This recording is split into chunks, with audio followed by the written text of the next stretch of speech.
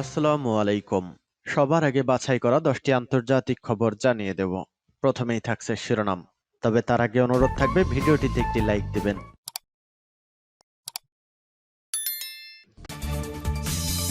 প্রথমে ইসরায়েল ফিলিস্তিন যুদ্ধ চলছে, জানিয়ে দেব হাতে থাকা যুদ্ধের সর্বশেষ আপডেট সংবাদ। প্রতিদিন 2500 রকেট ছোড়ার মতো সক্ষমতা রয়েছে হিজবুল্লাহর।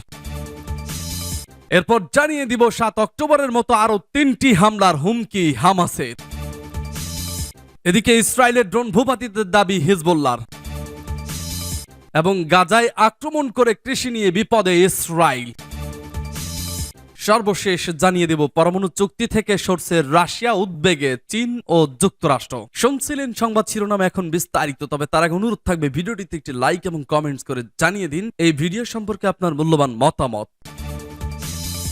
প্রতিদিন 2500 রকেট ছোড়ার সক্ষমতা রয়েছে হিজবুল্লাহর। ইহুদিবাদী ইসরায়েলের একজন সামরিক কমান্ডার বলেছেন, হয় যদি যুদ্ধ বাদে হিজবুল্লাহর সাথে, তাহলে ইসলামী প্রতিরোধ আন্দোলন হিজবুল্লাহ প্রতিদিন অধিকৃত ভূখণ্ড লক্ষ্য করে 2500 রকেট ছুড়তে পারবে। এক প্রতিবেদনে এমন তথ্য জানিয়েছে বার্তা সংস্থা এএফপি। সামরিক কমান্ডার বলেন, এই কারণে হিজবুল্লাহর সাথে যুদ্ধে আমরাও আরো বেশি রকেট হামলার আশঙ্কা করছি। এ সংখ্যা আগের তুলনায় 5 গুণ বা 2000টি ছাড়িয়ে যেতে পারে। মূলত আমরা ইসরায়েলের দিকে প্রতিদিন 1500 থেকে 2500 রকেট হামলার আশঙ্কা করছি। খবরে বলা হচ্ছে, চলতি বছরের মে মাসে ইসরায়েলি সেনাবাহিনীর গাজা উপত্যকায় হামাসের বিরুদ্ধে 11 দিনের যুদ্ধ করেছিল।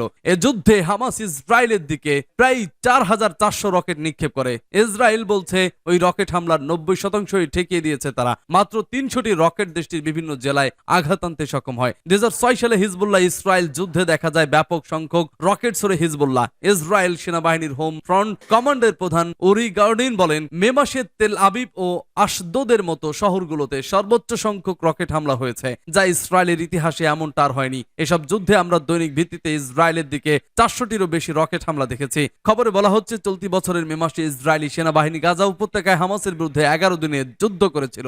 এ যুদ্ধে হামাস ইসরায়েলের দিকে প্রায় 4400 রকেট নিক্ষেপ করে। ইসরায়েল বলছে ওই রকেট হামলায় 90%ই ঠেকিয়ে দিয়েছে তারা। মাত্র 300টি রকেট দেশটির বিভিন্ন জেলায় আঘাত আনতে সক্ষম হয়। ইসরায়েলের একটি নিরাপত্তা সূত্র জানিয়েছে, দেশটির সেনাবাহিনী লেবাননে স্থিতিশীলতা দেখতে চায়। তারা মনে করে ইরান সমর্থিত হিজবুল্লাহ লেবাননে অস্থিতিশীলতার উৎস। এই গ্রুপটি ইরানের স্বার্থের জন্য রাষ্ট্রের সম্পদ ব্যবহার করে। হিজবুল্লাহর বিরুদ্ধে সামরিক সক্ষমতা সহ সব রকম পরিস্থিতির জন্য প্রস্তুতি নিচ্ছে ইসরায়েলি সেনাবাহিনী। 7 অক্টোবরের মতো আরো 3টি হামলার হুমকি হামাসের। ইসরায়েল সম্পূর্ণ ধ্বংস না হওয়া পর্যন্ত 7 অক্টোবরের মতো হামলা চলবে বলে হুঁশিয়ারি দিয়েছেন ফিলিস্তিনের সশস্ত্র গোষ্ঠী হামাসের এক শীর্ষ কর্মকর্তা। গাজী হামাদ নামের এই কর্মকর্তা জোর দিয়ে বলেন, ইসরায়েলের আমাদের ভূমিতে কোনো স্থান নেই। লেবানিজ একটি টেলিভিশন সাক্ষাৎকারে এই হুঁশিয়ারি বার্তা দেন তিনি। গাজী হামাদ হামাসের সিদ্ধান্ত গ্রহণকারী রাজনৈতিক শাখার একজন সদস্য। তিনি বলেন, হামাস 7 অক্টোবরের হামলার পুনরাবৃত্তি করবে, যা অপারেশন আল আকসা ফ্লাড হিসেবে পরিচিত।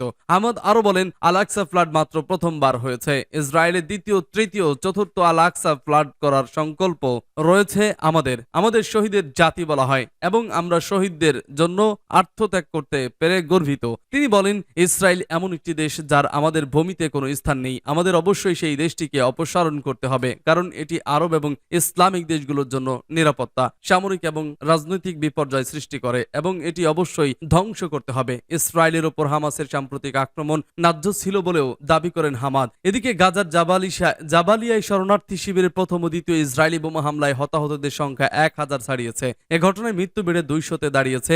এছাড়া নিখোঁজ রয়েছেন আরো 120 জন এবং আহত হয়েছেন অন্তত 777 জন। ইসরায়েলের ড্রোন ভূপাতিতের দাবি হিজবুল্লাহর। লেবাননের হিজবুল্লাহ বৃহস্পতিবার জানিয়েছে, তারা দক্ষিণ লেবাননে ভূমি থেকে আকাশে নিক্ষেপযোগ্য ক্ষেপণাস্ত্র দিয়ে একটি ইসরায়েলি ড্রোন ধ্বংস করেছে। তবে ইসরায়েলি সামরিক বাহিনী ক্ষেপণাস্ত্র নিক্ষেপের বিষয়টি নিশ্চিত করলেও ড্রোন ভূপাতিতের বিষয়টি অস্বীকার করেছে। আল আরাবিয়ার খবরে বলা হয়েছে, চলতি সপ্তাহে দ্বিতীয়বারের মতো হিজবুল্লাহ ইসরায়েলি ড্রোনকে ভূমি থেকে আকাশে নিক্ষেপযোগ্য ক্ষেপণাস্ত্র দিয়ে ভূপাতিত করার দাবি করল। গাজায় হামাসের বিরুদ্ধে ইসরায়েলি স্থল আক্রমণ চালানোর সাথে সাথে আন্তঃসীমান্ত সংঘর্ষ বৃদ্ধি পেয়েছে। হিজবুল্লাহ এক বিবৃতিতে বলেছে, তাদের যোদ্ধারা মধ্যরাতের পর লেবানন সীমান্তের 2টি গ্রামে ড্রোনটি ভূপাতিত করে। এটি বিধ্বস্ত হয় এবং তাৎক্ষণিকভাবে পড়ে যায়। ইসরায়েলি সামরিক বাহিনী জানিয়েছে, লেবানন থেকে তাদের একটি ড্রোনের দিকে ভূমি থেকে আকাশে নিক্ষেপযোগ্য একটি ক্ষেপণাস্ত্র নিক্ষেপ করা হয়েছে। গাজায় আক্রমণ করে কৃষি নিয়ে বিপদে ইসরায়েল ফিলিস্তিন যুদ্ধ শুরু হওয়ার পর হাজার হাজার বিদেশি শ্রমিক ইসরায়েল ত্যাগ করেছে। এতে দেশটির কৃষি খাতে বড় ধরনের শ্রমিক সংকট দেখা দিয়েছে। বৃহস্পতিবার কাতার ভিত্তিক গণমাধ্যম আল জাজিরার এক প্রতিবেদনে এ তথ্য জানানো হয়েছে। প্রতিবেদনে দেশটির শ্রম মন্ত্রণালয়ের সূত্রে জানানো হয়েছে ইসরায়েলে প্রায় 30,000 বিদেশি কর্মী কাজ করত, কিন্তু ইসরায়েল ফিলিস্তিন যুদ্ধ শুরু হওয়ার পর তাদের 1/4 আর সেখানে নেই। মন্ত্রণালয় আরো জানিয়েছে 7 অক্টোবরের পর থেকে প্রায় 20,000 ফিলিস্তিনি কৃষি শ্রমিককে আর ইসরায়েলে প্রবেশের অনুমতি দেওয়া হয়নি। ফলে শ্রমিক সংকটটি আরো প্রকট আকার ধারণ করেছে। এর ফলে কৃষি খাতে 5,000 বিদেশি শ্রমিক প্রবেশের অনুমোদন দিয়েছে মন্ত্রণালয়। এদিকে ফিলিস্তিনের প্রতিরোধ আন্দোলন হামাসের হাতে বন্দী ইসরায়েলিদের মুক্তি দেওয়ার শর্তে ইসরায়েল ফিলিস্তিন যুদ্ধের এই পর্যায়ে বিরতি দেওয়া উচিত বলে মন্তব্য করেছেন মার্কিন প্রেসিডেন্ট জো বাইডেন। অপরদিকে গাজা উপত্যকায় ফিলিস্তিনি প্রতিরোধ আন্দোলনের যোদ্ধাদের সাথে ইসরায়েলি বাহিনীর তীব্র লড়াই চলছে। ইসরায়েলি বাহিনী ক্রমাগত গাজার অভ্যন্তরে প্রবেশের চেষ্টা করে যাচ্ছে, তবে হামাসের প্রতিরোধের মুখে তাদের অগ্রাভিযান ততটা মসৃণ হচ্ছে না। সূত্র আল জাজিরা। পরমাণু চুক্তি থেকে সরছে রাশিয়া, উদ্বেগে চীন ও যুক্তরাষ্ট্র। ফিরছে ঠান্ডা লড়াইয়ের দুনিয়া কাঁপানো দিনগুলো। আবারও কি ঘনাচ্ছে পরমাণু যুদ্ধের মেঘ? ইউক্রেন যুদ্ধের আবহে উঠছে এমন প্রশ্নই জল্পনা আরো বাড়িয়ে comprehensive nuclear state ban treaty বা সিটিবিটি চুক্তি থেকে সরে দাঁড়াতে চাইছে রাশিয়া। এই প্রেক্ষাপটে পরমাণু অস্ত্রের হ্রাস টানা নিয়ে আলোচনায় বসতে চলেছে আমেরিকা ও চীন। সম্প্রতি হোয়াইট হাউস জানায় চীনের প্রেসিডেন্ট শি জিনপিং এর সঙ্গে বৈঠকে বসতে চলেছেন মার্কিন প্রেসিডেন্ট জো বাইডেন। গত মঙ্গলবার হোয়াইট হাউসের সংবাদ মাধ্যম সচিব ক্যারিন জিনপিং এর এমনটাই জানিয়েছেন। কবে হবে ওই বৈঠক? বলা হয়েছে নভেম্বরেই সান ফ্রান্সিসকোতে বৈঠকে বসতে চলেছেন বাইডেন ও জিনপিং। এ নিয়ে দ্য ওয়াল স্ট্রিট জার্নালের প্রকাশিত এক প্রতিবেদনে দাবি করা হয়েছে পরমাণু অস্ত্রের হ্রাস টানা নিয়ে আলোচনা হতে পারে দুই রাষ্ট্রপ্রধানের। বিশ্লেষকদের মতে সোভিয়েত পরবর্তী জামানার সমস্ত সমীকরণ পাল্টে দিয়েছে ইউক্রেন যুদ্ধ। ন্যাটো পশ্চিমাদের মোকাবেলায় পরমাণু অস্ত্রেই ভরসা করছে রাশিয়া। বিশ্বে আধিপত্যের লড়াই নেমেছে চীনও। ফলে ত্রিমুখী আণবিক ইঁদুর দৌড় শুরুর সম্ভাবনা প্রবল হয়ে উঠেছে।